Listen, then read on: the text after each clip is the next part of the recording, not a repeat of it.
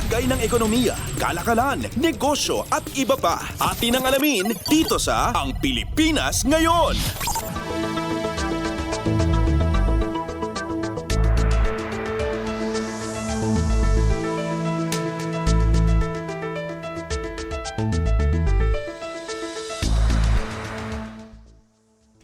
Magandang araw, narito na ang mga nangungunang balita sa larangan ng pagnenegosyo at kalakalan.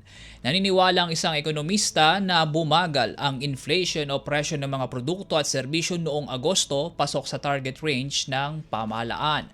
Sa tansya ni Rizal Commercial Banking Corporation Chief Economist Michael Ricafort, posibleng bumaba sa 3.8% ang headline inflation noong nakaraang buwan, bunsod ng nabawasang tariff rate sa inaangkat na bigas, ang bumabang presyo nito sa pandaigdigang merkado maging ang pagmura ng iba pang global commodities.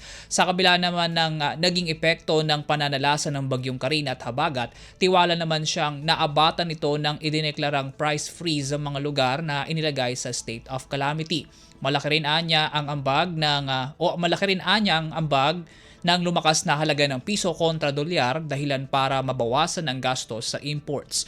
Noong Hulyo, nakapagtala ng 4.4% inflation sa bansa, lampas sa 2 hanggang 4% range ng pamahalaan.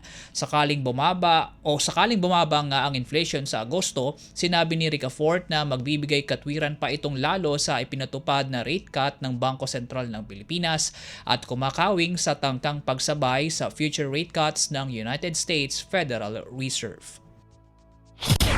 Lagay ng ekonomiya, kalakalan, negosyo at iba pa. Atin ang alamin dito sa Ang Pilipinas Ngayon.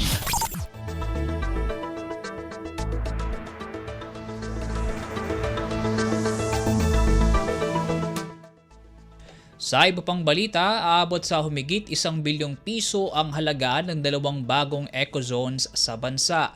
Ayon sa Philippine Economic Zone Authority o PEZA, may kabuang 1.049 billion pesos na halaga ang The Grid sa Iloilo at ang expansion project ng Lima Technology Center sa Batangas.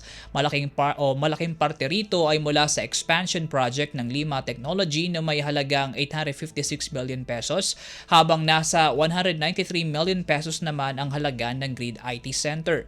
Agosto 27 nang pirmahan ni Pangulong Ferdinand R. Marcos Jr. ang 2 proklamasyon na nagdedeklara sa 2 lugar bilang eco-zones. Kasabay ng pag-aproba sa 2 eco-zones, nagbigay commitment naman ang PEZA para sa eco-zoning ng bansa tungo sa inklusibo at sustainableng pag-unlad ng bagong Pilipinas.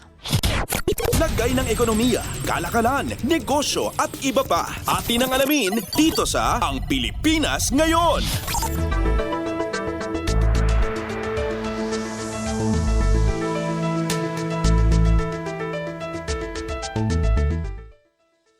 Lumilikha na ng mga panuntunan ang Department of Energy o DOE para sa konstruksyon ng mga electric vehicle o EV infrastructure sa mga gasoline station sa bansa. Ang nasabing guidelines ay salig sa Republic Act 11697 o Electric Vehicle Industry and Development Act o EVIDA. Sa isang pulong balitaan, iniulat ni Energy Utilization Management Bureau Director Patrick Aquino na inaasahang bago matapos ang taon ay mailalabas na ng DOE ang draft ng policy at kalaunan sa 2025 ay ma-issue na ang pinal na guidelines. Batay sa Section 19 ng EVIDA, minamandato ang mga may-ari ng gasolinahan na mag-install, mag-operate o mag-maintain ng commercial use charging area sa nasabing istasyon. Binibigyang kapangyarihan din nito ang DOE sa hindi pagbibigay permit sa konstruksyon, operasyon at compliance sakaling hindi magtalaga ng espasyo ang isang gasoline station para sa charging stations. Ayon kay Aquino, nakabatay naman sa laki ng gasoline stations kung ilang units ng charging infrastructure ang mailalagay. Sa pamamagitan din anya ng panuntunan, mapalalago ang adoption ng bansa sa electric vehicle mula sa pagiging mas accessible ng charging stations.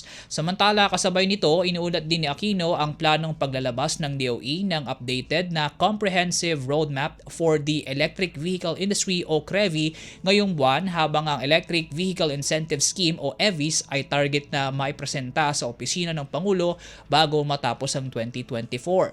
Sinigundahan naman ito ni Electric Vehicle Association of the Philippines o EVA President Edmund Araga at sinabing inaasahan na niyang maaprobahan ito ng Fiscal Incentive Review Board. Lagay ng ekonomiya, kalakalan, negosyo at iba pa. Atin ang alamin dito sa Ang Pilipinas Ngayon.